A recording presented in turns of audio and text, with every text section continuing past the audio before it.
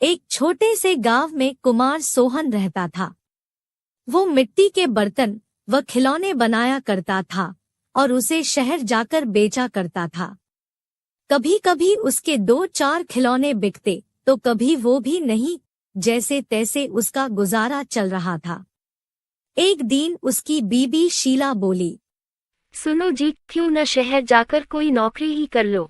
नौकरी करोगे तो महीने के अंत में कुछ धन तो आएगा। बीवी की बात सुन अब सोहन को भी ऐसा ही लगने लगा था, पर उसको मिट्टी के खिलौने बनाने का बहुत शौक था, लेकिन हालात से मजबूर था। बात तो तुम सही कह रही हो, पर कैसे उस हुनर को छोड़ दूं, जिसका नमक हम लोग अब तक खाते आए हैं। मैं जानती हूँ आप बहुत मेहनत और लगन से खिलौने बनाते हो, पर बाजार में बिक्री ना होने से अब हमारा गुजारा नहीं होता। अब तो यह हालत हो गई है कि रसोई में अन्न का एक दाना भी नहीं बचा। ठीक है, मैं कल सुबह ही शहर जाकर कोई न कोई नौकरी तलाश करता हूँ। अगले दिन वो शहर के लिए रवाना हो गया और एक व्यापारी के पास वह नौकरी करने लगा। सोहन वहां नौकरी करता तो जरूर था, पर उसका मन अभी भी अपने चाक और मिट्टी के खिलौनों में ही रहता था। समय बीतता गया। एक दिन शहर में जहां वह काम करता था, उस मालिक के घर पर उसके बेटे निखिल का जन्मदिन था। सब महंगे महंगे तोहफे लेकर आए। सोहन ने सोचा, क्यों ना मैं मिट्टी का खिलौना बनाऊं और बच्चे के लिए लेकर जाऊं, वैसे भी हम गरीबों का तोहफा कौन देखता है। यह सोचकर वह मिट्टी का खिलौना बनाया और बनाकर जन्मदिन पर ले गया। जब दावत खत्म हुई तो निखिल की नजर उस मिट्टी के खिलौने पर पड़ी। उसे वो हाथ में उठा लिया और खुश होकर और भी बच्चों को दिखाने लगा।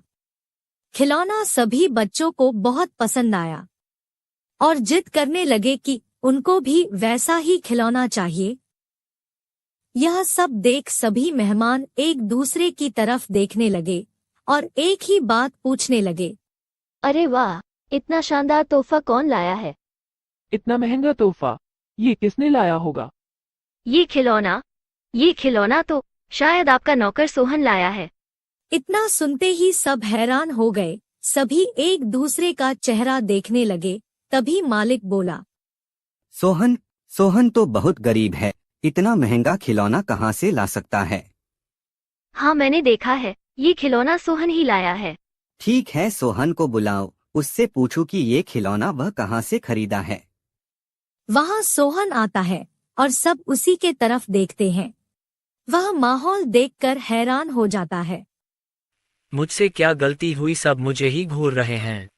शायद मेरा खिलौना निखिल को पसंद नहीं आया होगा और बच्चों के सामने वो अपमानित होगा। कोई बात नहीं, मैं माफी मांग लूंगा। मालिक, क्या आपने मुझे बुलाया? हाँ सोहन, क्या यह खिलौना तुमने दिया है? हाँ मालिक।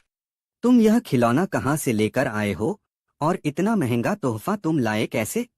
इतना सुन सोहन मन ही मन खुश होता है और मुस्कुराते हुए बोलता है, माफ कीजिएगा मालिक, ये कोई महंगा तोहफा नहीं है, यह मैंने खुद बनाया है। गांव में यही खिलौना बनाकर मैं अपने परिवार का गुजारा करता था, लेकिन इससे अब घर नहीं चलता, इसलिए आपके यहाँ नौकरी करने आया हूँ।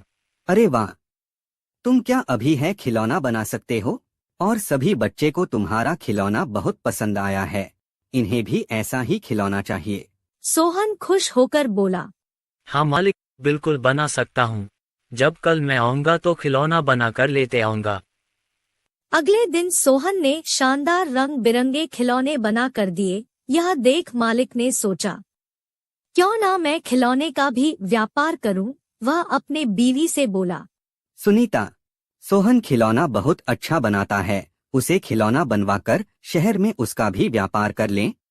उसे सोहन को उसके मनपसंद का काम भी मिल जाएगा और उससे अच्छी तनख्वाह भी मिल जाएगी, साथ ही साथ एक मोटी रकम हम भी कमा लेंगे।